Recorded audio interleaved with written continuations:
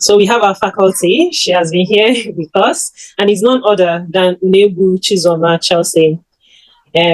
She is a food safety consultant with a practical and result-driven approach to designing and implementing safe food systems, like ISO 22000, HACCP, GMP, and QPA. She's skilled in auditing, training, and 5X implementation. She has successfully led programs for over 500 food handlers, both in the hospitality and manufacturing industry, with 100% positive feedback, and improved global sanitary audits score by 19% within 3 months. Her expertise includes risk mitigation, crisis management, operational efficiency, and stakeholder collaboration. Chizoma holds a Bachelor of Engineering in Food Science and Technology from the Federal University of Technology, Owerri, and a mini MBA from Arcadia Institute, USA. She's certified in FSSC 22000 version 6, HACCP, Food Safety Supervision, Quality Management System, and FSSC Internal Auditing. She's passionate about food safety and employee development. She's committed to helping organizations achieve compliance, productivity, and excellence. Chizoma, you are welcome to joining us in our food safety management trainings. We have here with us 20 participants that comprises individuals from various sectors, including the manufacturing companies, research institutes, and academia.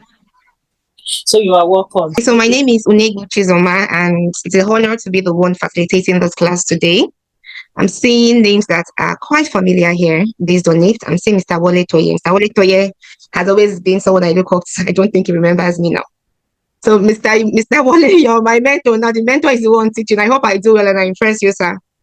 So this is HACCP class. This is Foundation HACCP class. So I'll be talking basically on the foundations of HACCP, HACCP, and I'll be covering 9 modules from the introductions to PRPs to legal requirements and HACCP principles, down to the implementation of HACCP, to the control measures, critical control points and limits, monitoring, corrective actions, verification, and documentations.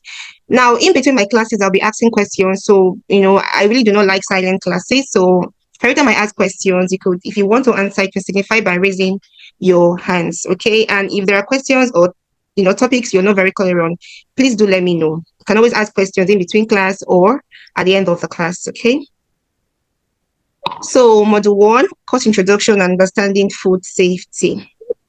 Now, what is food safety management system? Every food business has a legal and moral obligatory to implement food safety management system to minimize the risk of food poisoning. Now, when you hear the word food safety management system, what comes to your mind? So now, as food business owners, right? What is your aim as a food business owners? When you produce food, what is your aim? Can anyone, answer that question, please? As a food owner, the major reason is to ensure that, okay, the food you are giving your customers are safe and also meeting their nutritional needs and demands. Exactly. Thank you so much. Thank you so much, Adejobi. As a business owner, one of our aim, apart from making profits, is to ensure that the food we're serving to the public is free from contamination. We don't want our customers returning back. Sorry, in the chat box, let me hop and read. Someone said to produce quality food that satisfy customers' need. Exactly. You want to produce quality food that satisfies customers' need. You do not want your customer to always return the food back. You want them to keep coming over and over again. And that is why, as a business owner, food safety management system is important. Now, what is food safety management system? Food safety management system is all about the policies we put in place, the procedures, all our practices, controls, documents that ensure that food is sold by business is safe to eat and free from contaminants. As a business owner, you can get away with producing unsafe food the first time, but once it's continuous, you know that it is bad for your business. All right. So it is a duty of everyone to be committed to food safety, both management, both employees, both suppliers and contractors. Everyone is involved in food safety. That is why it's a management system. When you talk about system, it is not just one department like in the manufacturing. We always know the department that drives food safety. So food safety system is not just one department driving it, but it's a combination of everybody from the top to the least in every organization. Every organization needs to be committed to food safety. So your policies must reflect food safety, all your SOPs must reflect food safety, your practices, the controls, everything that's what you're doing is to ensure that the food you're selling does not cause harm and does not kill anyone. Now, a food safety management system that identifies, when we talk about HACCP, right? It is a food safety management system. Excuse me. Okay. That identifies, evaluates, and control hazards that are significant for food safety. So I want us to all take note of that word, significant. So that means that as we have significant hazards, there are also insignificant hazards. So HACCP, that is Hazard Analysis Critical Control Points, takes care of significant. Now, when we talk about HACCP, Hazard Analysis Critical Control Points, it's a food safety management system, right? That helps in identifying. Just hold on, I need to shift this. Okay. That helps in identifying, evaluating, and control hazards, like I mentioned, that are significant for food safety. So in HACCP, you don't just bring out all hazards. You need to talk about the significant food safety hazard. HACCP is internationally recognized system for reducing the risks of safety hazards in food. Now, I'm emphasizing on food safety because sometimes people mistake HACCP for quality. HACCP is specifically talking about food safety hazards. So when we deal with HACCP, we are dealing with food safety hazards that are significant. Now, a little bit of history of HACCP. HACCP was commissioned by NASA, National Aeronautics Space Administration, USA, in 1959 to ensure safe food was provided for astronauts. So now people were going to space and they're concerned about eating safe food in space, and that is how HACCP came about. It was first published in 1973 by Paul Berry's company. It was developed and promoted by WHO, FAO, NAMCF, and it is, like I mentioned, it is recognized internationally. And also, Codex claim that HACCP is the most effective system of food safety assurance, which I agree with.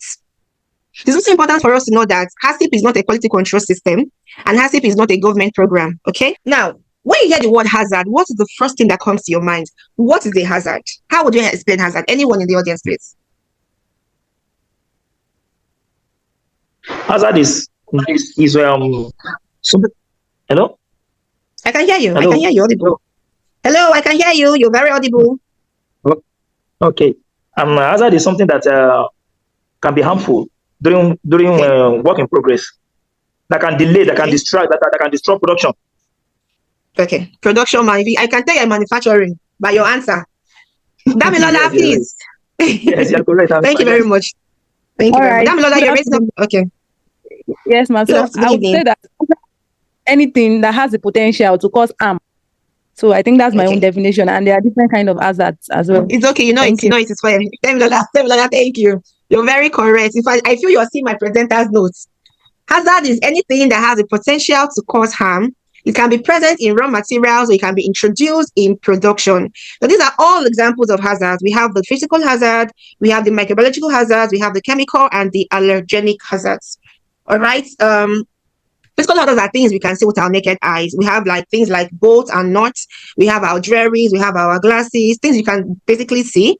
For chemical hazards are things that can cause food poisoning, majorly cleaning agents, right? Pesticides. Microbiological hazards are things you can also with your naked eyes. Things like salmonellas, E. coli, and the rest of them. Now, before now, allergenic hazards used to be classified as a chemical hazard, but there have been too many cases of food poisoning that is being caused by allergens, right? Allergenic ingredients. Now, these are naturally occurring hazards. So, but because there have been so many frequent cases, they are now being classified as the fourth kind of hazard. So people still classify them as chemical hazards, but they are now, because of the cases of people dying from eating allergenic ingredients, they're now classified as a kind of hazard. Even though they're naturally occurring, but then there are people who react to some kind of food, so they must be classified. And when you're doing your HACCP studies, you must take note of allergenic hazards. Now, for all these kind of hazards, they are all contaminants. But for microbiological hazards, they're not just contaminants, but they can multiply and they can survive given the right conditions. So every other ones we can manage, like I always say, but for microbiological hazards, they are just too dangerous. So we really, really need to take note of this in our processes. Okay, so we are moving on to our prerequisite programs. Now, what are PRPs or what are prerequisite programs? first of all, before I start with HACCP, before you start implementing anything on HACCP or HACCP, it's very important that your PRPs are already in place. If your PRPs are not in place, then you're not ready for HACCP. In fact, the first thing is there have to be management commitments. If you work in a manufacturing company, you will agree with me that if your management are not in line with HACCP, nothing moves. And even if it moves at a very slow rate. Okay? So PRPs are very important. Management commitment is the first thing. The next thing is resources. When we talk about resources, I tell people in black and white, it is money. Before you tell yourself that you want to start HACCP, your management must be ready to bring in money for trainings, money for repairs. In fact, it is capital intensive. Then the next step is the PRP. It's just like when you're building a house, you must first of all lay down the foundations. So PRPs are more like the foundations of building, of course, with money and commitments. All right. So by definition, PRPs are basic conditions and activities that are necessary within the organization and throughout the food chain to maintain food safety. Basically, there are good hygiene practices a business must have in place before you implement HACCP and maintaining hygienic conditions. All right. PRPs ensures that the HACCP plan concentrates on the most significant hazards.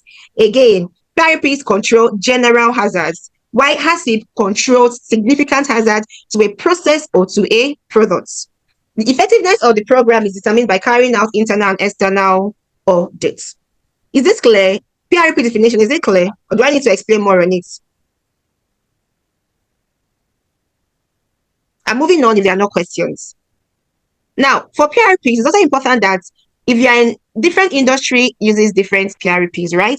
If you're in the manufacturing industry, you have an ISO TS for manufacturing. If you're in transport and storage, there's a different PRPs you will need to apply. If you're in farming, if you're in food packaging manufacturing, if you're in feed and animal production, if you're in catering, so there are different PRPs for different industries. So one, of course, they are general, like there are general PRPs you need to put in place, but different industries, there are specific PRPs if you want to start implementing HACCP or ISO that you need to follow. So what will work for manufacturing might not necessarily work for catering. What will work for storage and transport might not necessarily work for people into pet into farming. So it just depends on the kind of PRPs or the kind of industry that you are in, that you the PRPs you need to apply.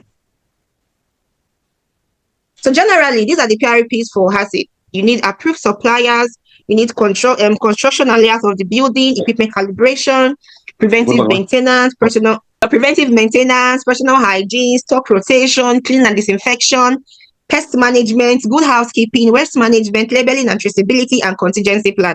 Generally, these are the PRPs for HACCP, right? But depending on your industry, there are other PRPs that are specific to your industries. But then these are the general ones for like all industries should have all of these ones. For example, pest management, right?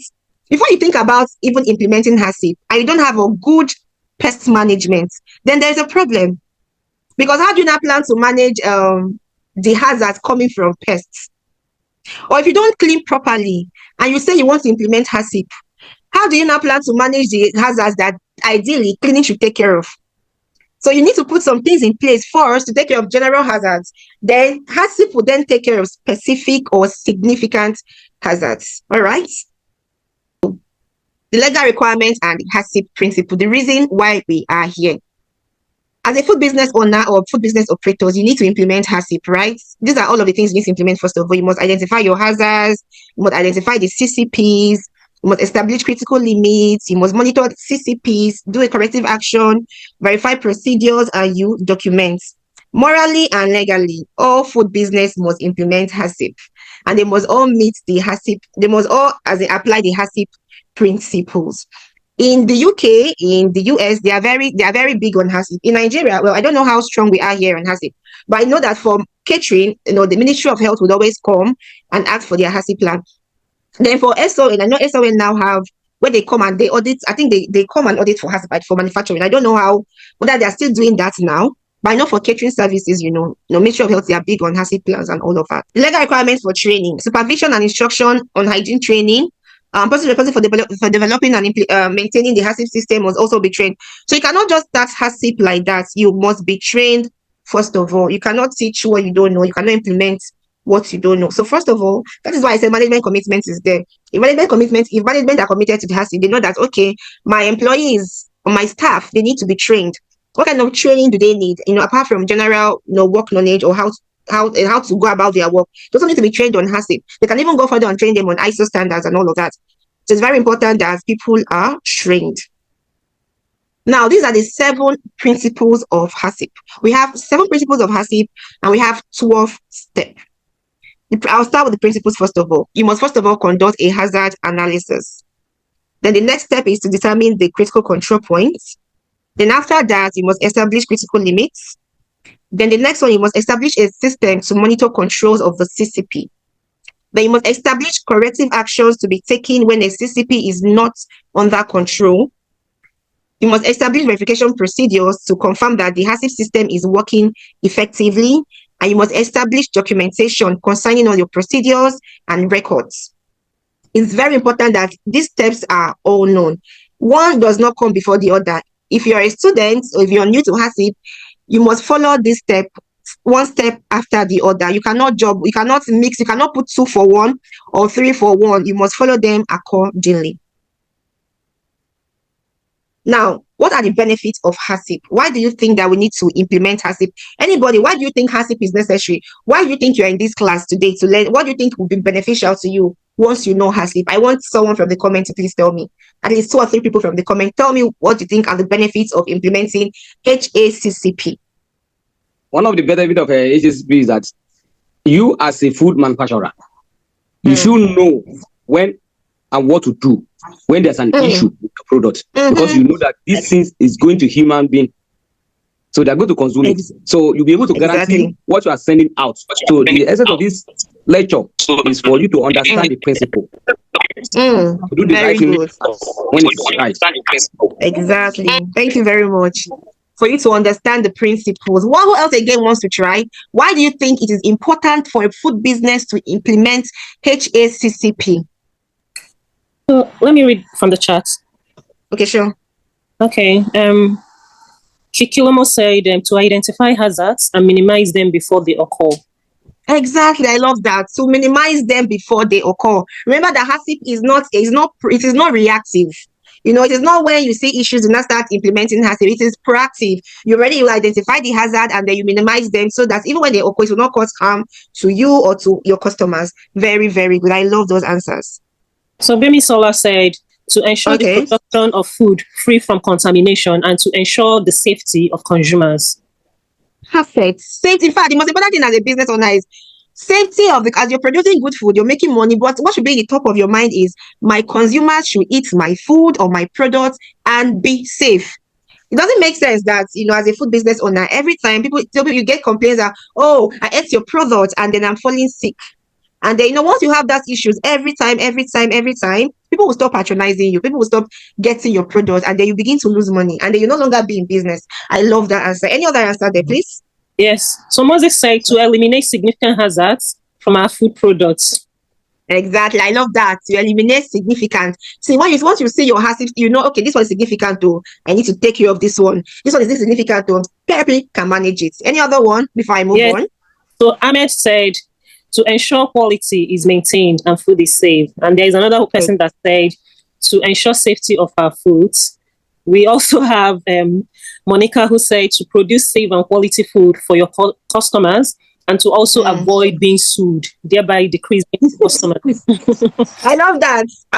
You avoid court problem. Very important, because once your case enter court, it can drag for a very long time, and you don't want things dragging because you'll be losing money, you'll be paying lawyer, and at the end of the day, you still might have to even pay who took you to court. So those are all of the benefits of HACCP. Thank you so much for your participation. And to add to what everyone has said, these are all of the benefits of HACCP. First of all, HACCP is structured and systematic, meaning that there are controls on the premises. Once you see your HACCP with those principles, it is already, you already know, okay, what will I do? What will happen if there is an issue here? What is the correction? What is the corrective actions? And all of that. HACCP will also reduce the risk of food safety incident, like someone mentioned. I think that was Kekeloma that mentioned that.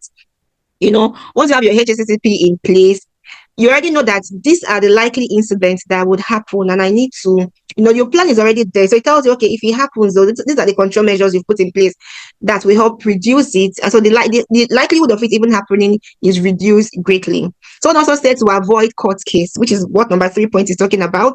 HACCP demonstrates compliance with the law and also due diligence defense. You have your HACCP system, even if there's any problem, you tell them, "Oh, this is my HACCP system, right? Or this is my HACCP plan, rather."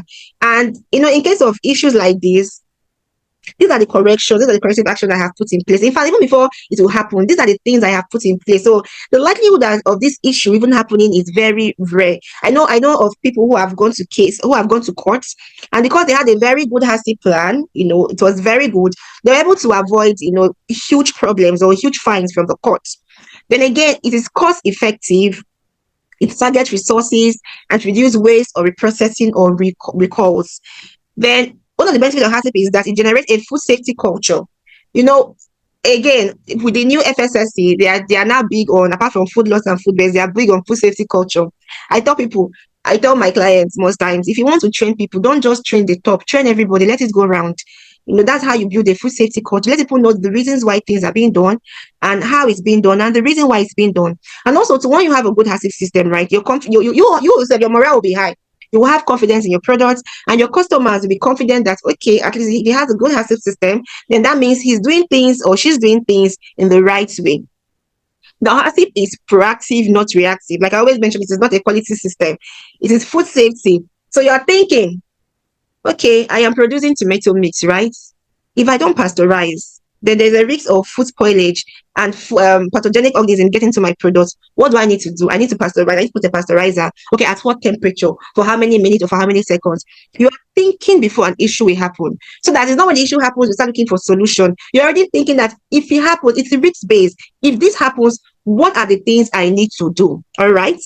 Then again, it is more effective as it is part of the process and it protects brand image. Nothing beats a good brand. There are some brands that they will tell you that they've been in business for a very long time and they've not had any issues because they have a very strong HACCP plan. So if you put, and not just having it, but following it, it's one thing to have it and another thing not to follow it.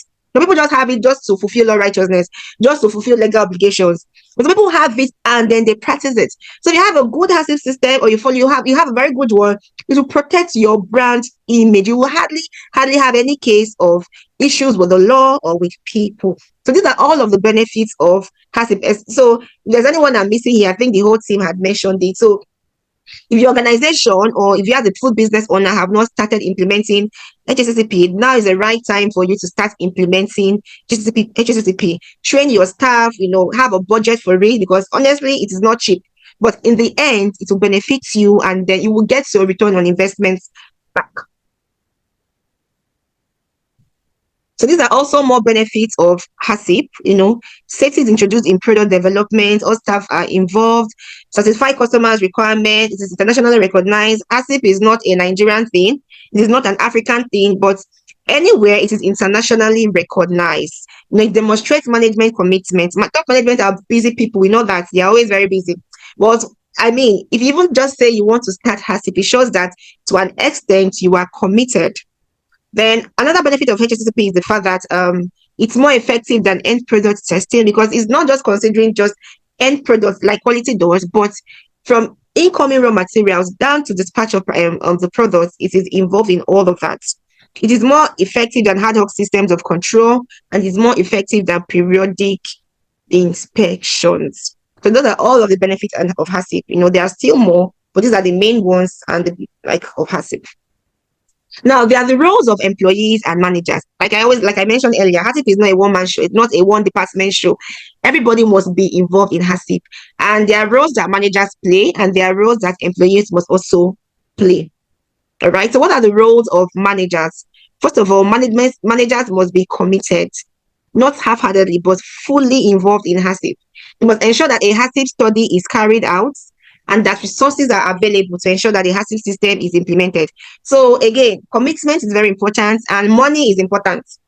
Okay, it is no longer okay, I want us to implement HACCP and then you leave your team. If you leave your team, they're not going to use their salaries now to do the epoxy floors or to do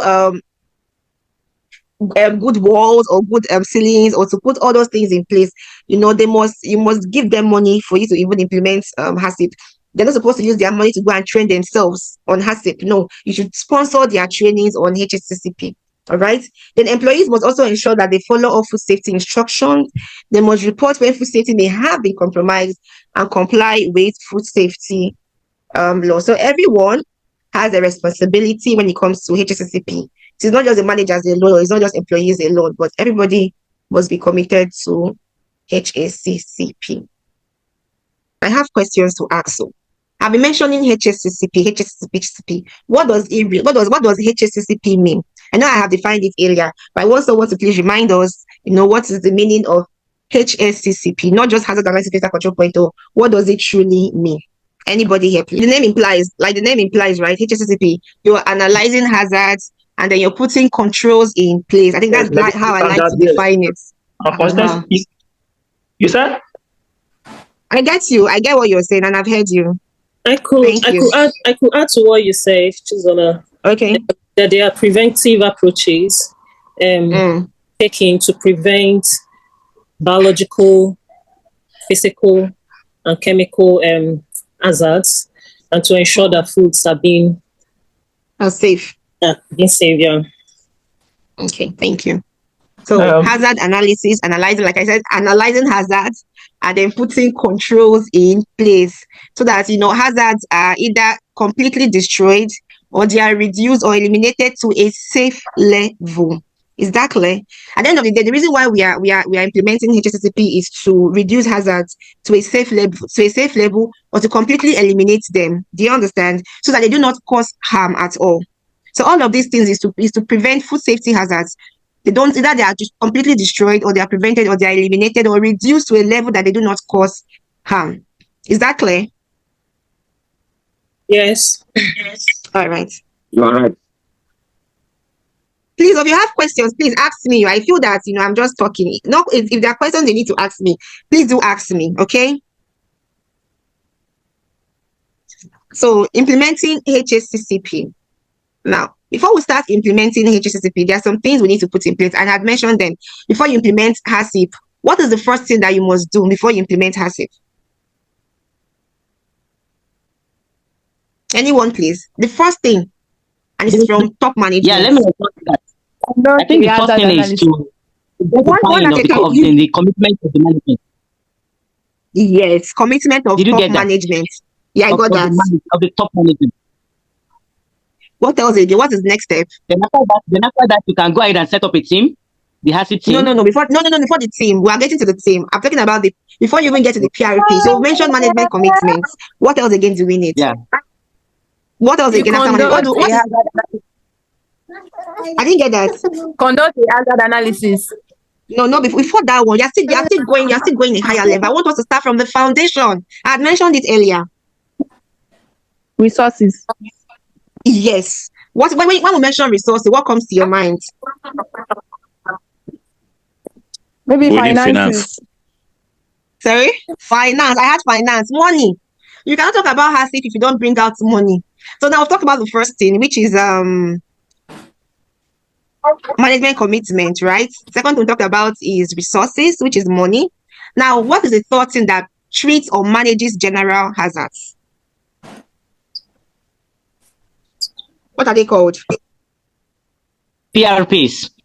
Exactly, PRPs. So the first thing is number one, management commitment. Then we talk about the next one, which is resources. Then we'll talk about the PRPs. Now, can you give me examples of PRPs? At least the one related to, if you're a manufacturer, tell me the PRPs you're implementing or you've put in place, first of all. So what are examples of PRPs?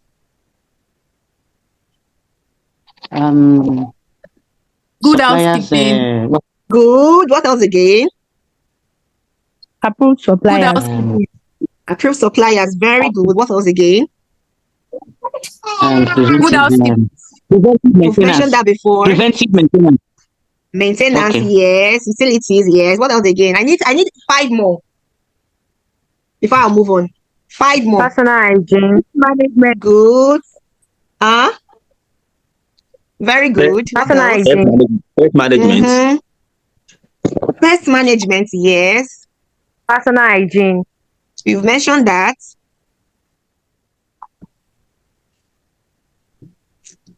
Think about waste management. Yeah, waste management. Exactly, contingency plan. So all of these things, you must put them in place. Trainings. If you don't have all of these things, how do you want to manage? How do you want to start implementing HACCP? How do you want to take care of? Because if you don't put all these things in place, you'll be having a whole lot of hazards that generally should have been taken care of. Okay. Because then, anyway, let's move on now. Whatever else, I'll continue. So they all get there now: management commitments, resources, your PRPs, which we've all mentioned, and then you now start your HACCP implementation fully. Now, when we talk about HACCP implementation, we've talked about the 7 principles, but then before the 7 principles, right, we have 12 steps and 7 principles. So I'll be starting with the first step, which is assemble and train the HACCP team. When you mention a team, we don't want the HACCP team to be from one department alone. I see that happening a lot of times. Everybody in the HACCP team is from quality departments. This is very wrong. The HACCP team must be multidisciplinary, meaning that the HACCP team must be from quality, from production, from HR, maintenance. Everybody must be in the HACCP. Even someone who has not, because sometimes people tell me, oh, is it possible that my HACCP team is this Baba who has working for us for 12 years, but he has no education? Yes. As long as he is knowledgeable, he can be part of your HACCP team because he has something to contribute based on experience. So your HACCP team must be multidisciplinary. Everybody from each department, at least key people, must be there. From my experience, I really do not like top management or managers to be in the HACCP team because many a times they are not always involved in meetings and brainstorming. They will always shift it to the those in the downline. So I would like to say, please let second in command in the department be member of the HACCP team so that they can be truly or fully involved in meetings or in brainstorming. Okay. If I see people like the quality manager, the QAM should be the food safety team leader. But most times from other departments, just get someone who is a handyman that can be involved in meetings or brainstorming. Can always take cues from you every once in a while. So the first thing first is to assemble and train the HACCP team. They must be trained. Again, they cannot give what they don't have. So you must train them. And then the food safety team leader has to be knowledgeable at least in all aspects anyway. Then the next step is to describe the products or the recipe if you're catering or the process. According to the ISO standard, you must describe everything from the raw material to the packaging materials to everything at all involved in the process. So let me read directly from what the standard says, if I'm being permitted. Okay. Characteristic of the raw materials, ingredients, and product materials, everything. The method of production, the place of origin, the source, the chemical, physical, and biological characteristic, the method of production, the shelf life, and all of that. You must describe it when describing the product. Sorry about that. Then after you describe the product, then you now identify the end use of the products. Now, who's this product for? Is it for the immunocompromised individuals? Is it for young people? Is it for old people? Who is this? Who are the users of this product? And then when you're also identifying the end use of this product, it must also tell us who should not also use this product. You see, sometimes in baby food, they'll tell you 0 to 3 months should not be used by babies under 0 to 3 months. Should be used from people between 6 to 12 months. You must tell us who the end users are. You must also tell us how not to use the product too. So when you're identifying the use of the product, tell us what not to use the product for. For example, people that produce Benelin is supposed to be a cough medicine. But some people take Benelin to get high. So we must also when describing the product, so not to be used for highness, things like that. So when you're identifying the end use of the product, also identify how it should be used and how it should not be used. Then the next step is to construct a flow diagram. The flow diagram tells us the interaction from one step to the other. And anybody can draw a flow diagram, can sit in their lab or anywhere and draw a flow diagram and say, oh, I know how my process runs. Therefore, from my head, I can draw a flow diagram. You may be right, but then you need to do an on-site validation of the flow diagram. And then for this on-site validation of flow diagram, again, it is not a one-man show. It is the HACCP team together that do this. So if you're implementing HACCP or you plan to implement HACCP, you can start making mental note of saying, okay, once I start, I need to have my team together. I need to train my team on food safety and on HACCP. Then we need to describe the products. Production is bringing theirs, quality is bringing that, procurement is bringing theirs. Then what is the end use of this product? Product development, the R&D team are also brainstorming together as a team.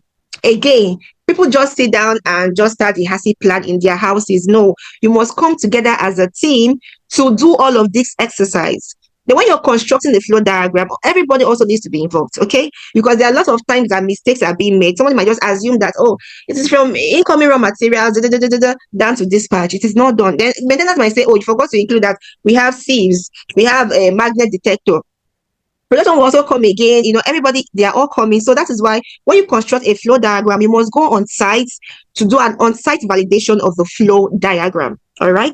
I have my flow diagram. I'm taking a walk around the factory together with the team. Okay, first of all, we're going to receive our raw materials, which is correct. Then the next thing we are mixing, okay, and the next thing we are storing. So I'm like, oh no, we missed a step here. You have to go through XYZ step.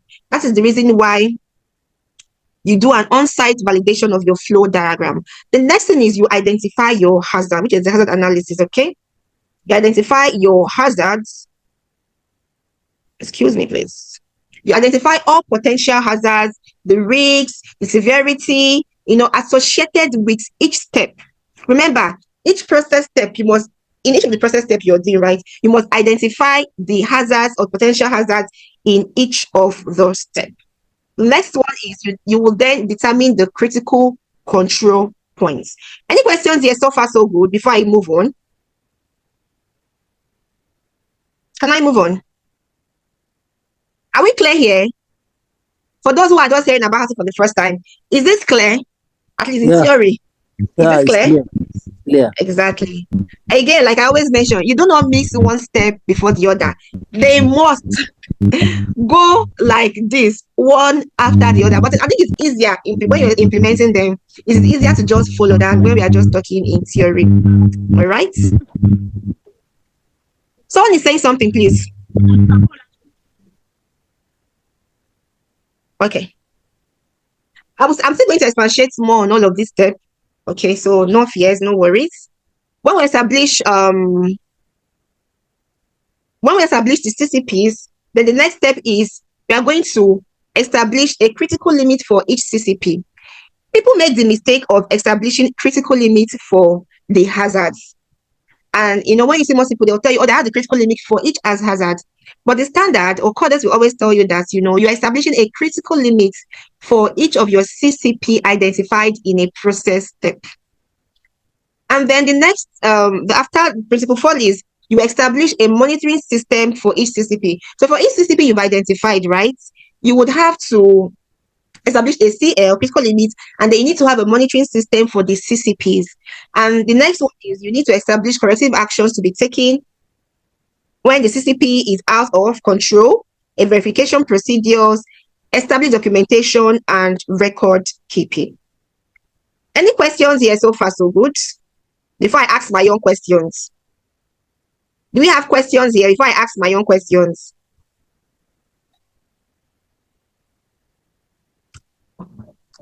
Can I ask my questions? Are we all together? Can you all hear me, please? Yes, please ask. Yes, please ask. Yes. All right. Mentioning CCP. Nobody asked me what is the meaning of CCP. What is the meaning of critical control point? So I assume now that everyone knows what critical control point is. So I want someone to please explain to me what is a critical control point.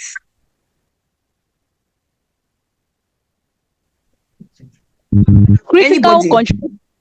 Hello, ma'am. Okay. Yes, ma'am. Yes, ma'am. Critical control point unit operations in which hazards are most likely to occur, like the washing process. Sorry, I didn't get that. Can you repeat, please? I didn't get that. I said critical control points are unit operations in food processing where hazards are most likely to occur. Example is like washing. Like washing. Washing what? Washing. Who wants to try? Thank you. Who else again wants to try? Alright, so do you want critical control point for you? Hello? Who is speaking, please? I don't know, your names are not displaying here. Okay. Can you please introduce yourself, then you talk? Thank you. Okay. Okay, my name is Oludayo Oluwadamilola. So okay, for me, I would say critical control point is a particular step during the food manufacture or during any product manufacturing. That is a step that once you miss it, then you can't go back. For example, maybe in a chin-chin production industry. For example, let's say the frying process, they have different stages. So at that frying process, once the product pass through that process, it can never be reworked again. So it's a particular point whereby you need to put a control. So I think that's critical control point for me, particular step. Okay. All right, thank you. Thank you very much. Who else again wants to try? Good evening. Good evening. I want to try. Good evening. I'm Babalola Omalabake by name. So I'll say critical control point is a point at which you discover maybe if there is anything that might alter the food safety, the safety of the food, of the products you are producing, actually, like in terms of food safety. So, so this allows us to take measure to prevent the occurrence of the food safety issue. For example, like if you are into a food industry, the temperature at which you store your food, that's a critical control point. Thank you. All right, thank you. You all did well. But to make it, for the benefit of everybody, a critical control point is a step in the process. So when we draw our flow charts, right? Maybe you're receiving of raw materials to the next step to maybe unloading. Those are all steps or all process steps. Now, a critical control point is not a step in the process in which you apply control measure or control measures or a combination of control measures, right, to prevent, reduce a significant food safety hazard to an acceptable level. For example, I'm going to use our jollof rice, for example. When we are cooking, right, the reason why we are cooking, if we don't cook well, if we don't cook our food very well, what happens? We may have microbial contamination. So cooking is a step that we apply control, and the control there is that cooking itself or the application of fire or cooking to a temperature as high as 75 degrees. Do you all understand? Or in manufacturing, for example, you have a metal detector, or you have your products, the likelihood of metals in your products are there. And if they pass through the metal detectors, it traps. The metal detector traps in this magnet, or traps this magnet. The metal detector is a critical step that if the product passes through there and it is not working, there really is nothing else that can trap in this magnet. So that metal detector is a critical control point. Is that clear? No, or should I repeat? Should I repeat or should I go on? Which one? It is clear. It's clear, yeah, you can proceed. All right. Okay. So I'm just going to, just for emphasis sake again, a CCP by definition, we cannot write down if you want to. A CCP by definition is a step in the process at which control measure or measure, that's a combination of control measure or measures, is applied to prevent or reduce a significant food safety hazard to an acceptable level. So that's the definition of a CCP. While control measures generally are actions or activity that is necessary or essential to prevent a significant food safety hazard or reduce it to an acceptable level. Is that clear? Very clear. All right. So let's not mix what a CCP is. Can always call me after this class for that clearance. So these are all of the principles and the 12 steps of HACCP. Again, from having your team down to establishing documentation and record keeping, they are all necessary. So we must all just train the team, not just on technical knowledge of the process, but also on food hygiene and HACCP training. The HACCP team must have product knowledge as well as process knowledge. They must have HACCP training, and they must also have food hygiene knowledge. That's why we said HACCP is, it takes a lot of money. You must do a lot of trainings and a lot of refreshers training. It's not just a one-off training. Training must be continuous. So we're talking about what is HACCP, okay? Or HACCP flow diagram. After this, everybody's going to draw a HACCP flow diagram, and I will need to see that. So a HACCP flow diagram is a systematic representation of the sequence of steps or operations involved with a particular food item or process, usually from receiving of raw materials down to the end users.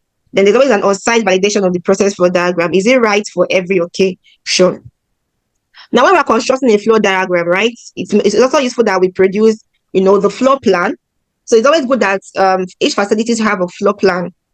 You need to know how like an overview of how your factory or your site looks like, the layout. You must know the equipment that are being used. You must know how the employees are going in and coming out. You must know how the products are going in and coming out. You must know how wastes are going in and coming out. You must know each monitoring point, like the toilets, the cloakrooms, where people are washing their hands. It's very important that you have all of these informations. And then, after that, you have a validation. Everybody works together around the facility, around the shop floor. Around the shop floor to know what is happening. So I want us to do a quick exercise before I continue. Can we please draw a flow diagram? Now, this is just an example, but I want us, if you're in manufacturing, can we just draw a flow diagram of freshly cooking of a fresh chicken and serving it hot, cold, or reheated? It's something we can do. Basically, I want us to draw a simple flow diagram. I will give us 5 minutes or 2 minutes to do that. And then anybody can just, open their videos and let me just see if you did it very well. So we just have 5 minutes or less for this simple exercise. We are now moving down to each of the principle one after the other. Hazard analysis. Hazard analysis, analyzing hazards. What does it mean? It simply means evaluating information on hazards and the conditions leading to their presence to decide those which are significant. Again, HACCP is all about significant hazards. Or, like I learned in manufacturing, analysis of a food process to determine where, if things go wrong, the food products made may be harmful. So this is basically what hazard analysis means. You're analyzing, hazard. And you can get information from anywhere, from NIS standards, from scientific research, based on experience, based on historical, it can be from anywhere. You can get information on these hazards that may affect each of the products. Now, I'm going to read exactly what CODES states when it comes to hazard analysis, okay? CODES states that hazard analysis involves evaluating information on the hazards and conditions leading to their presence to decide which are significant to the food safety and therefore should be addressed by the HACCP plan. Now, this will involve, when it comes to hazard analysis, it involves assessing the likelihood of this hazard. Is it likely? Is it going to occur? How often is it going to occur? How frequent is it going to occur? And the severity. So if this hazard occurs now, what is it going to cost? Give me an example of a hazard. Let us analyze it now. Someone should just give an example of physical hazard, for example. Let's analyze this hazard. So now if I have my chicken, my raw chicken, what are the likely hazards that may come from it? Anybody? I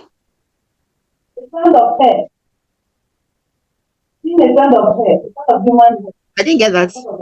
Okay, let me just assume now I get my chicken from the abattoir and I have feathers on my chicken. That's a physical hazard, right?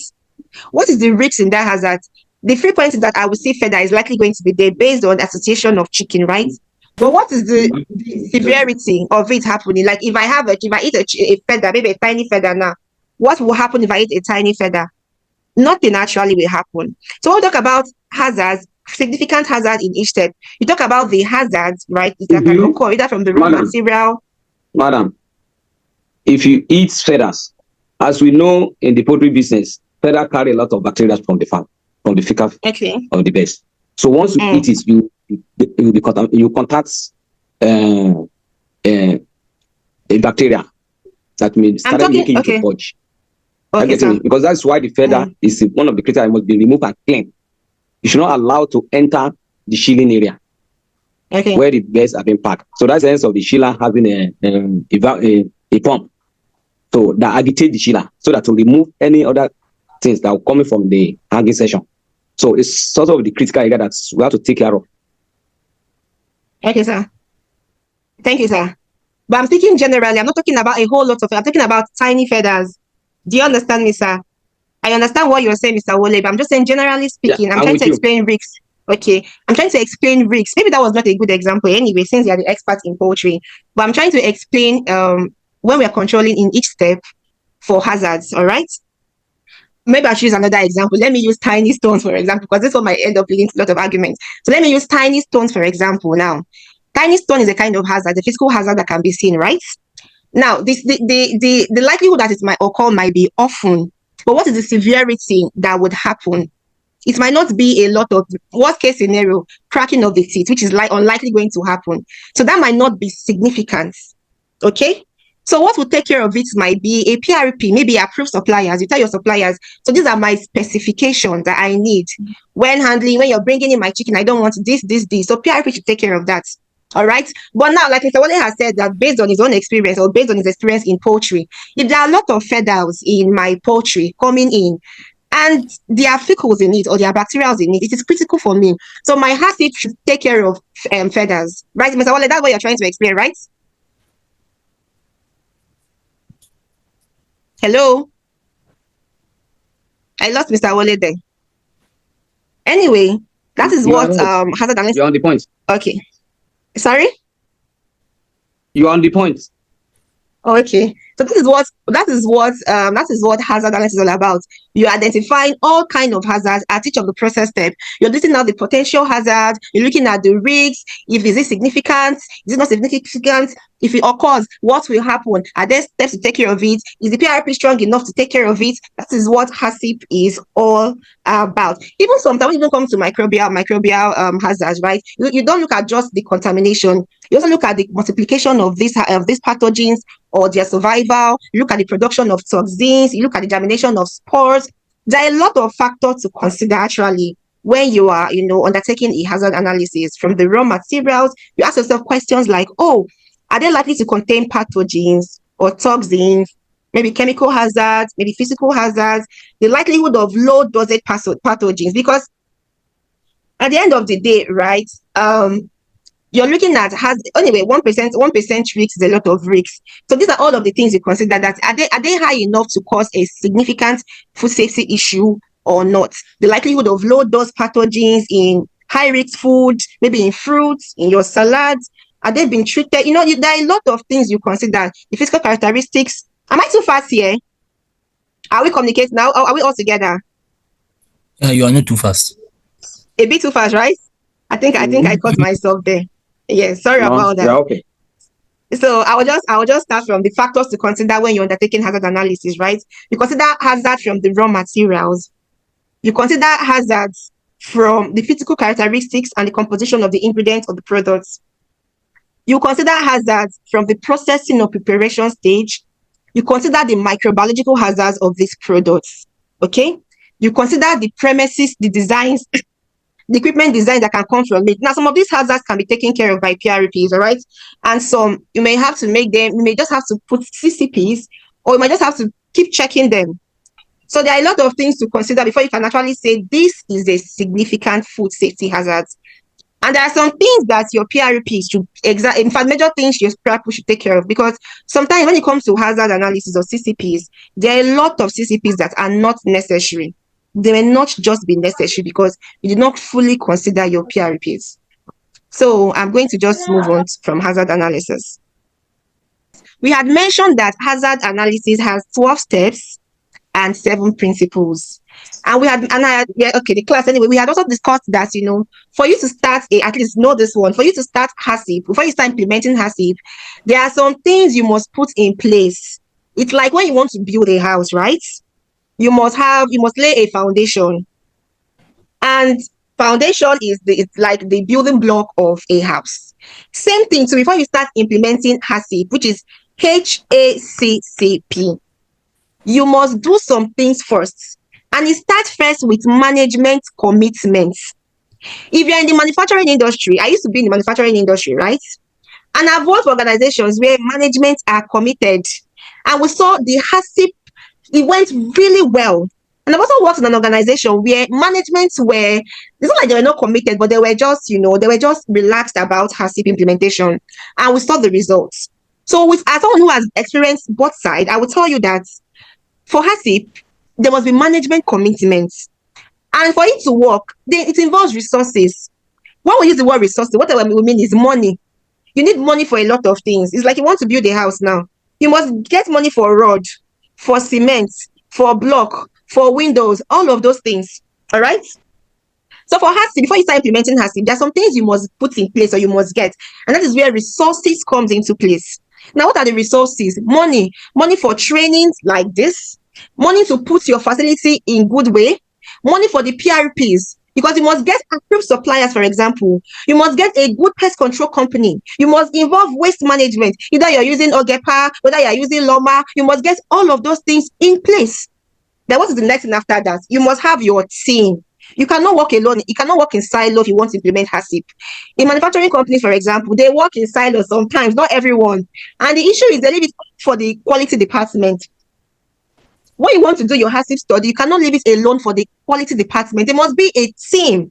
Now, the team involves both production, quality, maintenance, HR, each department.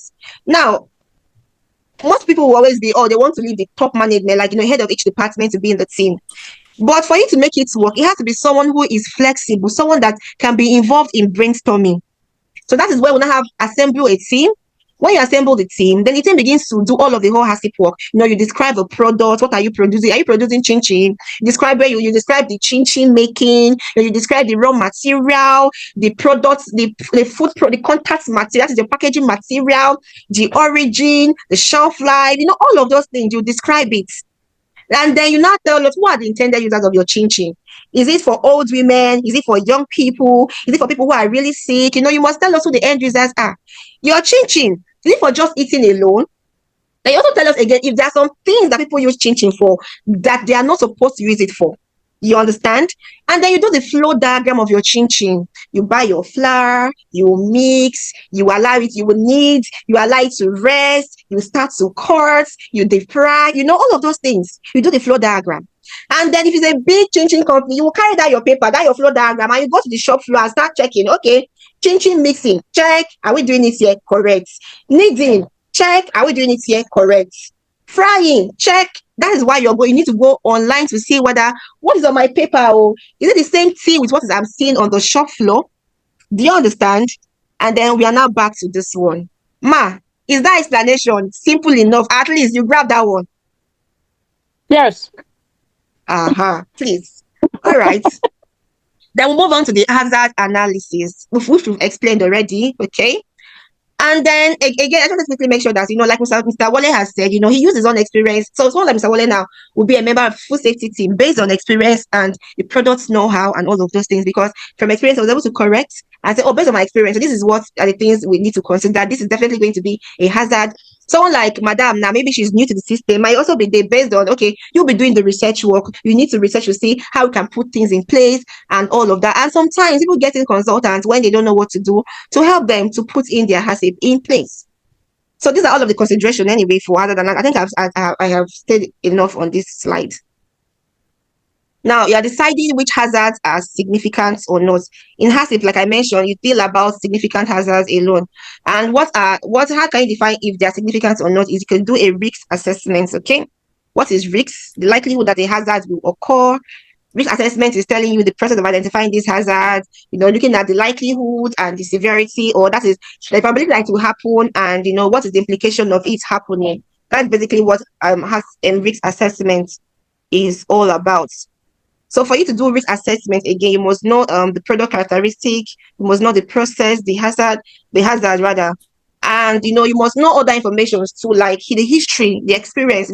Have you experienced this thing happening before? It has happened before. So we need to be very careful here. You must also take into consideration customer complaint. You must also look at, standard. What are standards saying? I tell people that, each manufacturing company or each industry must have an NIS standard. NIS standard is like your Bible kind of, to tell you all of the hazards associated with that particular product.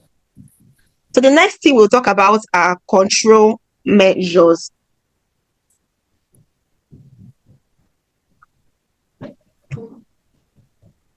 What are control measures? Control measures are the actions required to prevent or eliminate a food safety hazard or reduce it to an acceptable level. So the things you need to do, the controls or the actions you need to do to remove any hazard that you think. So if you feel that, there are stones here, what are the things I need to put in place to remove these stones from my product? If you feel that, there are feathers here, what are the things I need to do to put in to remove feathers from my product? So these are things that you put in place to reduce this hazard to an acceptable level, okay? Now, controls can be applied to temperature, to time, to pH, to water activities. Controls can be applied to the shape, size, weight, addictive appearance, texture. So, in fact, it can even have a combination of control measures. Most times, it will tell you, cook for example, in pasteurization. So, okay, maybe pasteurize for 70 70 degrees for 15 seconds, or for 2 minutes, for 90 degrees for 2 minutes. It could be combination of control measures. All right. Or can say, you have to get to this pH of this at so and so temperature. So these are all where you can put controls in place. Now, there can be more than one controls required to control or to manage a specific hazard. All right. So these are basically what you need to know for this stage anyway, where you can apply your controls to. Now, those the manufacturing, I want to ask a question. What are the control measures? Now, take your eyes to your plants. Take your eyes to your manufacturing, your plants. Then, what are the control measures you have for your HACCP? What are the things you've put in place to manage HACCP? Or to manage the hazards rather, not HACCP, to manage hazards in your plants? And if someone to please share with us, what control measures have you put in place? Anyone, please. Those the manufacturing. One is temperature controller. Okay, you have a temperature controller. What else again? Another one is the chilling area. So, that's a good one. That's a good one. Yeah, so you manage temperature at that time. Yes. Both in the hot area and the chilling area. We manage the temperature at those stages. At those areas. Very good. I used to work in a tomato paste company, right? And one of our controls was temperature. We had a pasteurizer where we monitor both the time and the temperature. So we had a combination of control measures. So yeah, you're right when you talked about temperature. Yes. I even work also with clients. The pH of our water. Yes. Also take care of very it. Good. Very important. A client of mine said, used to have pH for their mayonnaise. So yeah, you're correct when you mentioned all of those things. And also the bleeding period. The bleeding period of where do you work? What do you guys produce, please, if you don't mind sharing? We're producing chicken. Chicken, very good, very good. Very good. Okay, that's nice. All right, so that means your competitors will be all these Say It Farms, there's Fiesta Chicken. You are right. You have strong competitors in the market too. You have strong competitors in the market. So we are one of the number one on the top. If you tell me you're number one, there are two names that are number one in Nigeria. So it's either you're this or you're that. Any other one I don't know. Because the only two ones I know. So it's either you're that or you're the other one. But any other one, well, it's all good. It's all good. So these are the controls that can be applied to as control measures. So principle 1 is done and dusted. Okay. So we're moving on to critical control points and critical limits. We need to take a longer time here.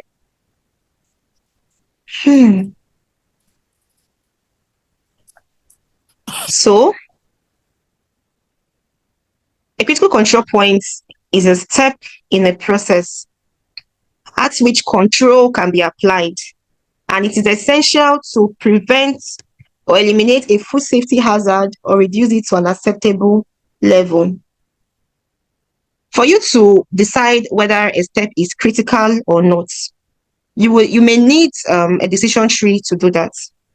Now, I'm not a big fan of Codex decision tree. I'm going to share that after this.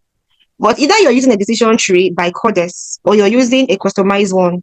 But the most important thing is it answers a series of questions to tell you whether a step is critical control point. That is, at that step, you need to apply control. If not, if you don't apply control at this step, after that step, whatever you see, you take. Do you all understand what CCP means? We always say that is the last step. After that step, there's no other control you put that can take care of a particular hazard. So you must sit as you can't just decide that this step is a CCP. You must use the decision tree, series of questions. If I don't put control at this point, what will happen? If I put control at this point, what will happen? So if all your questions lead to, you need to put a control, then it assists anyway. We'll discuss that further in the next slide. Okay. Now, for you to identify a CCP, the team must be knowledgeable. Everybody must come together. All right. You must have scientific information, trade information, and also too from the OEM. Sometimes you can get some machines and those equipment rather are specific for CCPs. And then typical examples are your metal detectors. Metal detectors are there specifically because they are a CCP to control magnets. So that's what the CCP does. After that step, any other hazard that passes through there for a particular hazard would not be controlled and is likely going to cause issues, when eaten by your customer. So a CCP is a step. that controls can be applied to prevent or eliminate a food safety hazard, or reduce it to an acceptable level. Okay. Now, for you to identify a CCP, the team must be knowledgeable. Everybody must come together. All right. You must have scientific information, trade information, and also too from the OEM. You know sometimes you can get some machines and those equipment rather are specifically because they are a CCP to control magnets. So that's what the CCP does. After that step, any other hazard that passes through there for a particular hazard would not be controlled and is likely going to cause issues, when eaten by your customer. So a CCP is a step. that controls can be applied to prevent or eliminate a food safety hazard or reduce it. Now, if a food safety hazard, if a CCP, or sorry, if a control point is not critical, then it's possible that a PRP can take care of it. So either a good manufacturing practice, a good hygiene practice can take care of it. So it's not every step or it's not every control that is critical, Sometimes they might not be so important or not so critical that they can be taken care of by the PRPs. This is a typical example of a simplified decision tree. Excuse me. If I lose control, is it likely that the food poisoning or injury will result? If it is no, then it's a control point or a PRP. You don't need to, do too much. But if it is yes,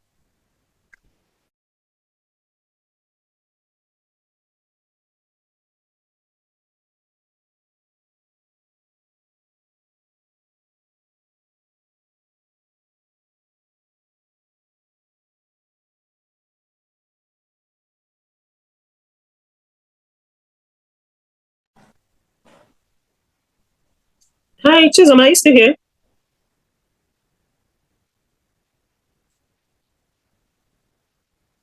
Hello? Can you hear the person again?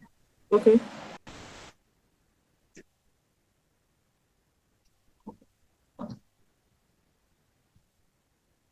am I communicating?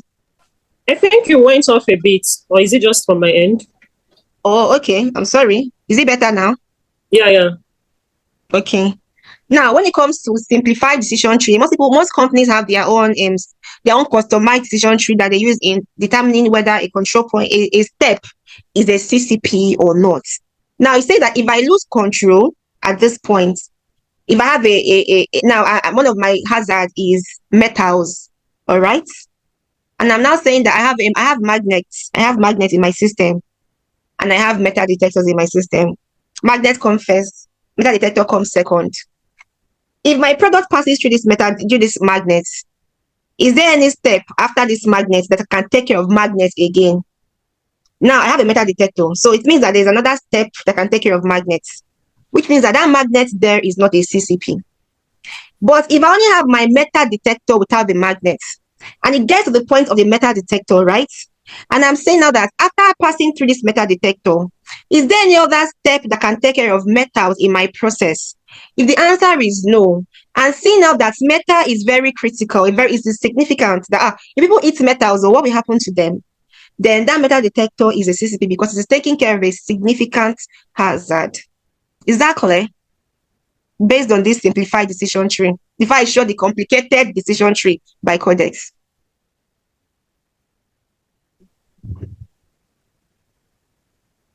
Can I move on? Is this diagram clear? I just feel that this diagram, is it simplified enough? Or should I repeat my example?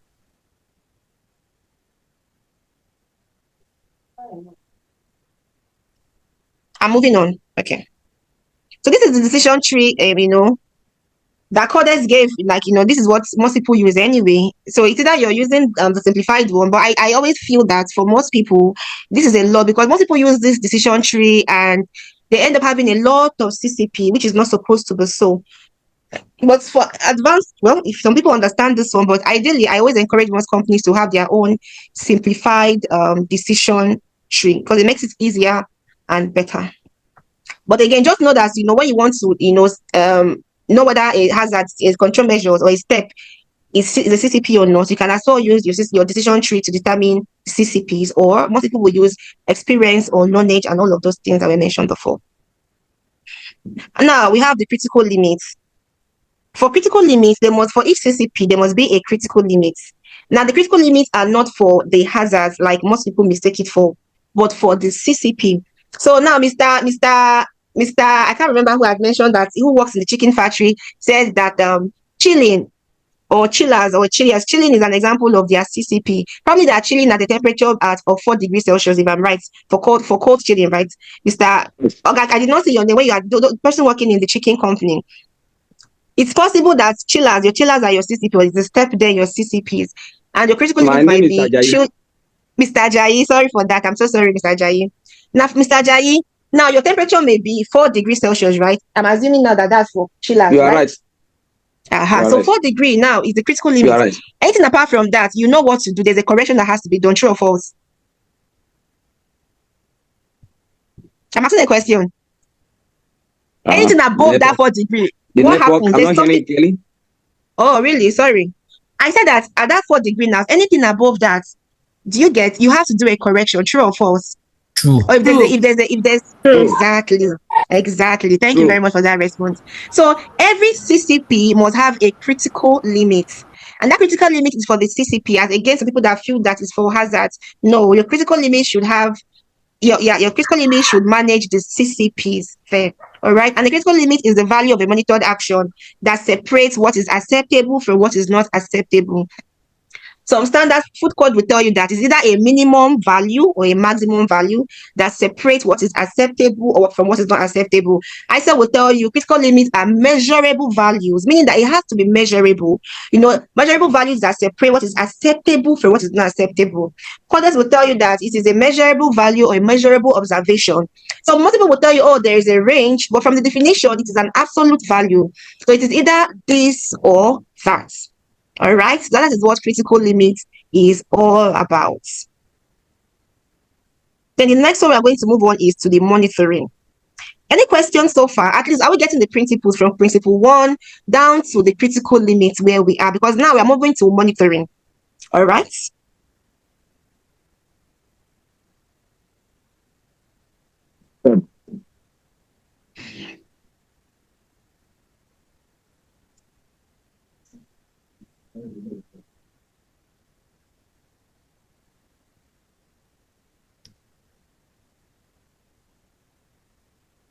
Before we move to monitoring, there's something I want to quickly explain.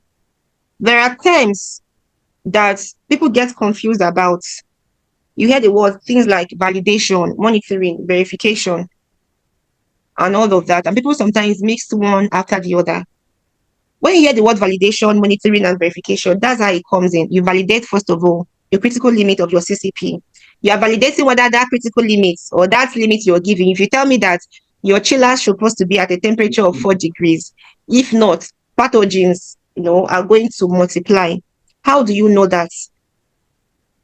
I don't know. I'm trying to explain something here. Validation, monitoring, and verification. I just remember that sometimes we get it all modeled up. Validation comes first. You're validating the critical limit of your C. You need to validate that at that 4 degree, it is actually managing the hazard it's supposed to manage. And you validate before you even use any CCP. So it's like saying now that you can't just start a HACCP, or you just start, this is my control measures, or this is my CCP, without validating that actually it is capable of doing what it's supposed to do. So that's validation. Now, when you monitor, you're monitoring real time. You are doing it as they hot. That's monitoring for you. It is real time measurements. So it can either be by observation or by quickly taking records. Like, let me quickly define what monitoring is here. It is a planned observation and measurement of control parameters to confirm the process is under control and that the critical limits are not exceeded. Monitoring is conducting a planned sequence of observation or measurement to assess whether a process is operating as intended.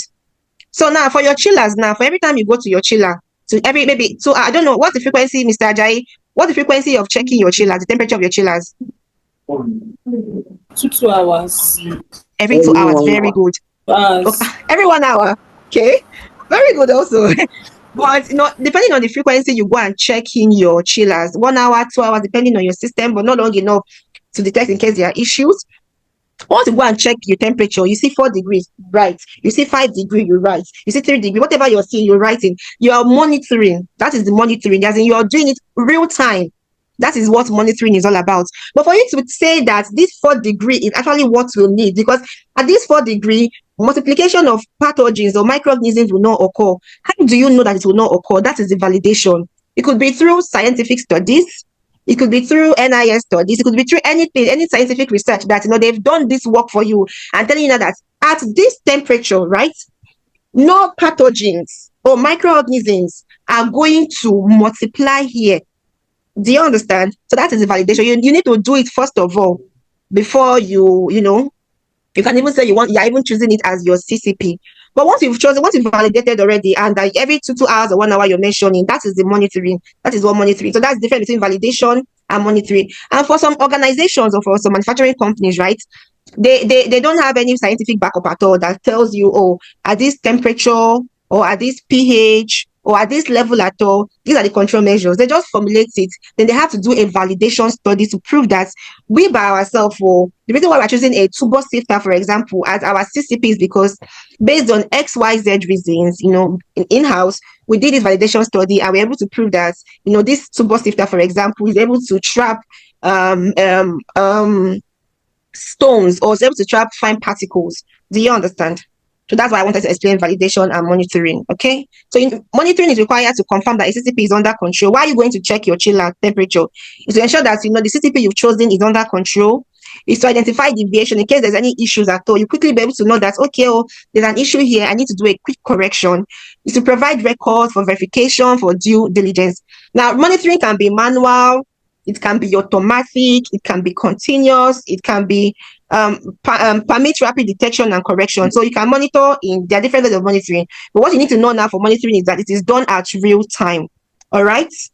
So I hope we can explain the difference between validation, monitoring, because most times some people get confused about validation, monitoring, and verification. Now I'll explain verification after I'm done with this monitoring. All right. So these are all the methods of monitoring. So people can monitor using their organoleptic senses. You can monitor using control measures, checking controls or records, which Mr. Ajayi has mentioned. They are checking the controls of the chillers. You can be observant. You are looking at your mesh, you're observing it. It could be through visual inspections of your premises, checking competency, measuring your temperature, the volume, the time, and the weight. So these are all of the methods of monitoring. So these are all methods of monitoring. Most people, anyway, they measure their temperature and time, usually a combination of control measures. Then we have, after you monitor, and then if there's a deviation from the monitoring, there's an issue at all, you must put in your correction and your corrective action. I don't know if I explained deviation in the other class, in the other slide, but deviation is failure to meet a critical limit. So if the critical limits are not met or it is exceeded, then there's a deviation and then you must treat the product as potentially unsafe. So what are the corrective actions you need to put in place? So in case your CL, your critical limits are not met, what do you need to do? You must put in a corrective action. All right. And corrective actions are the actions to be taken when a critical limit is breached. And there must be remedial action that will be taken. In fact, before it is breached, what are the things you need to put in place? So, Mr. Ajayi, my point of contact for today's class, I'm so sorry. I don't want to be mentioning his name. Now, in a case where your temperature there's a deviation from the temperature, what are the things you do? What happens to the chicken there? Do you just continue? You close your eyes and you continue? What do you do? No. For us to have a failure, the critical control point, measure we put in place difficult because we have a system that introduces a block. We call it ice flake. So into the water. That's why at an interval of 1 hour we check, and there is a temperature controller attached to the tank. So at every point in time, it will be difficult for us to have a failure there. So, but in the packing room where it is being done, the temperature of that room was also controlled to +8. So definitely we have put everything in place. And if eventually get to leave that place too, we have a blood freezer. In that blood freezer, it's blast freeze at -35. So survival of any microbials is we have reduced it to the bare minimum. -35. So a lot of measures have been put in place, and we also have in-house laboratory where we conduct some tests. So very good. You in fact your system is a robust one. So Mr. Babalola, please, you're raising up your hands. Or Babalola, I don't know if it's Mr. or Mrs. Babalola, please. Okay, it's the lady. Oh, sorry, I'm so sorry, Babalola. Thank you. In a case whereby there is a breakdown of maybe freezer room or a chiller, as you said, where chickens are kept inside, the first thing you do is to troubleshoot. After troubleshooting, you evacuate, and you see that this is not what you can fix at that moment. You evacuate all the chicken to avoid them reaching a danger zone temperature. So you evacuate. Okay. I'm listening to you. Sorry. No, continue. Okay, you evacuate them to a safe place. Maybe you contact a nearest freezer room or a chest freezer. You evacuate them to that place. Then you start your what do they call this thing? You start your evaluation. Then from there you do your corrective action. Then I think that's all for now that I can say about it. Okay, for now, yes. Thank you very much, Babalola. You did well. I wanted to be sure that everyone understands what corrective actions are, and that's the good thing about HACCP. When you have a HACCP plan, it tells you all of these things. It tells you your process step, the hazard, the CCP, the critical control limits. Yeah, the critical limits, the monitoring, and the corrective actions in case there's a deviation.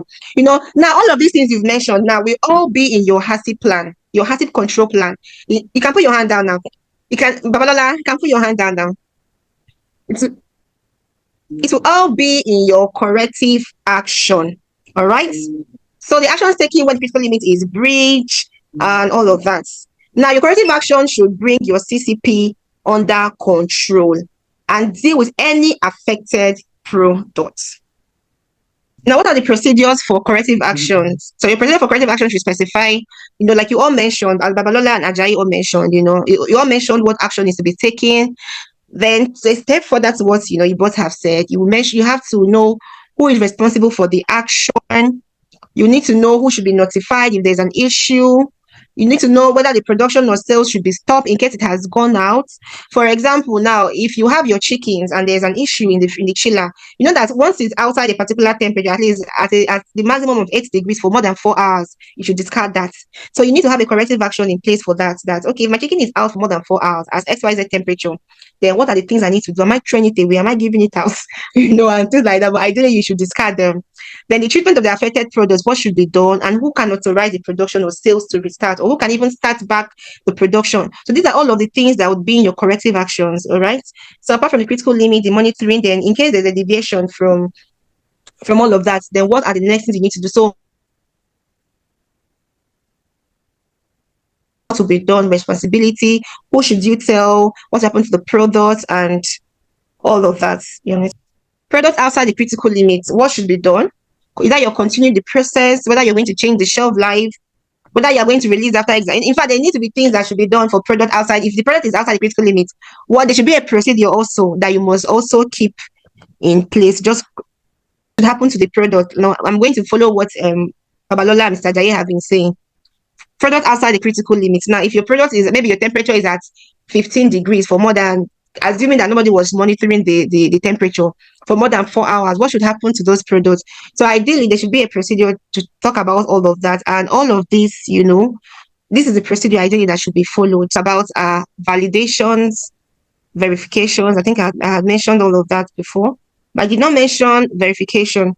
So verification is the method, the procedures, tests, and other evaluation in addition to monitoring to establish if the HACCP system is functioning as planned. That is in compliance with the HACCP plan. So when you validate, right, which I explained, which is the first stage, validate. Stage 1 is validation, right? You are saying, is my critical limit of the CCP, is it going to do the work it's supposed to do? Is it going to manage the significant hazards and give me the desired outcome that I require? Then you start to monitor your CCP. Then that is the critical limit of your CCP. And then the next thing is you verify. Verification is applied after an activities. So verification is like you're rechecking again. If you're monitoring at 4 degrees, how do you verify? You can use an audit, you can do an internal audit to verify. Or someone else can go and recheck again, probably look at all of your records. That is you verifying. Remember, whoever is monitoring is not the person verifying, just so everyone knows. Or you can even do end product testing. Now, for microbial, it is always difficult to verify on time for microbial hazards. Anything has to do with microbial hazards. But for people like probably have pasteurizers, as their control point, critical control points. If you're monitoring if you're monitoring the temperature, you can also go and quickly check, do an end product testing, and that is another way of verifying. So end product testing is a method of verifying, rechecking again, and auditing is another way of verifying. So remember, it comes validation, monitoring, and verification. And then the next thing is you review, you do a reassessment of the HACCP system to ensure its continued validity. All right. Then the next thing I'll talk about is maintenance. All right. You need to maintain all the supporting elements and resources to ensure that your HACCP plan remains valid over a time and does not become out of date. So all of your records, you must maintain them. The HACCP team members, you must maintain them. All the information you've gotten, you must maintain them. Then for your documentation, right, it's very important that documentation is essential to the application of the HACCP system. Now, the number of documents will depend on how big your organization is. If your organization is very small, we don't expect that you have a whole lot of documents. If your documentation, if your organization is very big, then you may have a whole lot of documents. I don't expect a Chizoma and Co document to be as much as a Coca-Cola document. The difference is clear based on size. So the bigger the company, the more the documents are. Now, why do you need documentation? Why is it required? Why required? For company's policy, for verification purposes, for legal compliance, for auditors. And again, all your monitoring records need to be retained. And how long you want to keep your monitoring records will now depend on your organization. So you must have a procedure that says, okay, all our documents are going to retain them for 5 years or for 2 years or even for 10 years, depending on, what the organization wants. It depends on what the organization wants. And all the documents too, what you want to do to them, either you want to destroy them or you want to archive them, all of these must all be discussed. Now, for the HACCP plan, must have, the team. At the end of this class, I'm going to show you an example of how the HACCP plan looks like. Must the team, talk about the scope, the term of reference, the product, the process description, the flow diagram, your consumer, all of what we've discussed. You must have a HACCP plan that talks about all of these things. So it's not enough to just say, oh, we are doing it. If there's no evidence, it means that you're not doing all of it. All right. And then the record of your HACCP. Records must include all of what we mentioned in your PRPs. So from the approved suppliers list, you cannot just have any kind of suppliers. I might be a brother to or a sister to Babalola now, and because she's my sister, that doesn't mean that I must be her supplier. There must be an approved suppliers list. There must be a record, a procedure that shows the evaluation of your suppliers or how you are selecting your suppliers. So you must have an approved suppliers list. And how do you even say this person is a supplier or not? You must maintain records for your CCP monitoring, for your deviations, for your corrective action. So you must, if in case there's a deviation, you must maintain a record to show your NCs, your non-conformities, and what are the things you did. There must be a record also for the modification of the HACCP system, audit reports, customer complaint, all your equipment must be calibrated. There must be a record. There must even be a tag on your equipment. You cannot just use any kind of equipment to check your CCPs. If you say this is a CCP, your probe thermometers, okay, we agree, your temperature is a CCP, but then are they calibrated? So you must check all of that. There must be a record for that. All of your records from your pest, your waste, your cleaning, there must be records for that. And it's also very important that all monitoring records are signed, first of all, by whoever is monitoring, countersigned by who is verifying, and the date must be there. And it's important again, like I mentioned, if you are monitoring, you should not verify. It is a no-no. Because if imagine I'm the one monitoring my temperature now and I'm the one verifying, there may be a day that I don't just feel like going to check the chiller temperature. I can just be in my house here. I'll be writing 4 degree, whatever the temperature is. You understand? So you must not, whoever is monitoring must not be the one to verify or to countersign. So these are all the benefits of keeping records. First of all, due diligence, legal requirements, customer requirements, assist in investigation of complaint, identify area of weakness.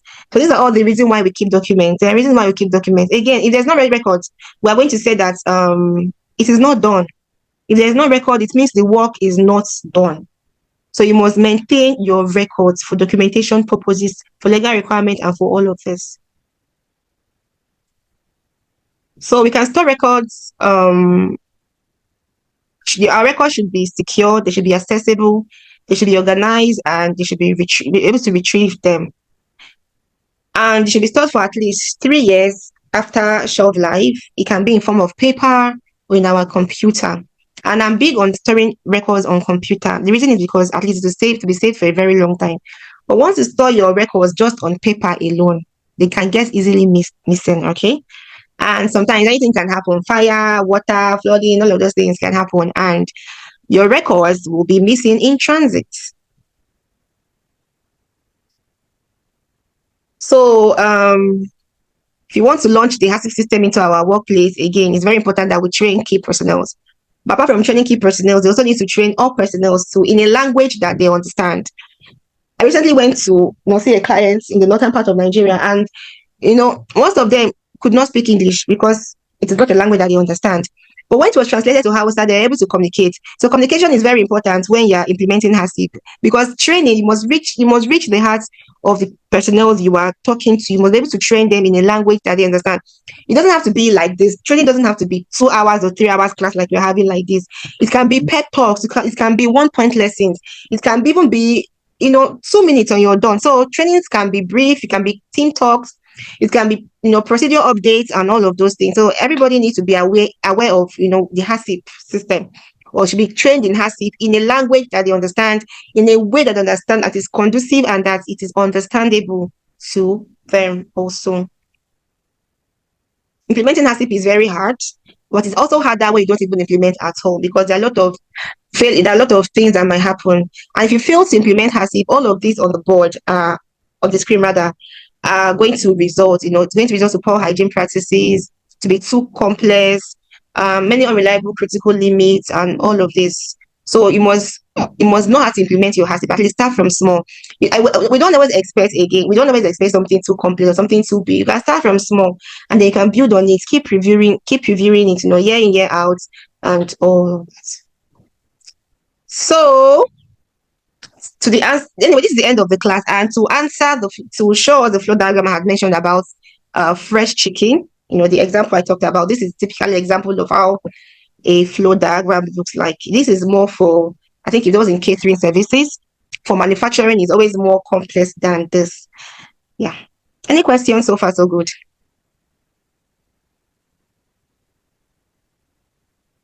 Any questions so far, so good? And this is a typical example of a HACCP control chart. So you list out all of the process steps, you list out all of the hazards, right? This is a summary of all what I've been discussing, right? Now, for this, so there's purchasing, there's delivery and unloading, there's storage, there's prepare, cook. You list it out here. Dun, dun, dun, dun, dun. Now, what are all of the hazards that can get associated with all of this? Say that is for my chicken, right? You list it out here. What are the control measures for each of these hazards that have been mentioned? Then the CCP, using decision tree, is it a CCP or not? The limit if it's a CCP. How do you monitor the corrective action and responsibilities? So yeah, that is all I have to say for now. The next thing would be questions and answers. Who's Omaka? Immaculate, over to you. Wow. Hi. Oh my God. It's been, thank you so much, Izoma, for the wonderful training presentation.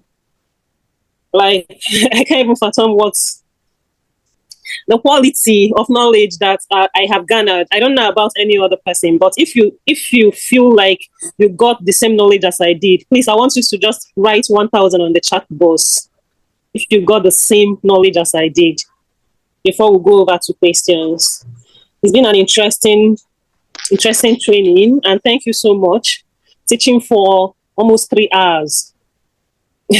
Let's take your class.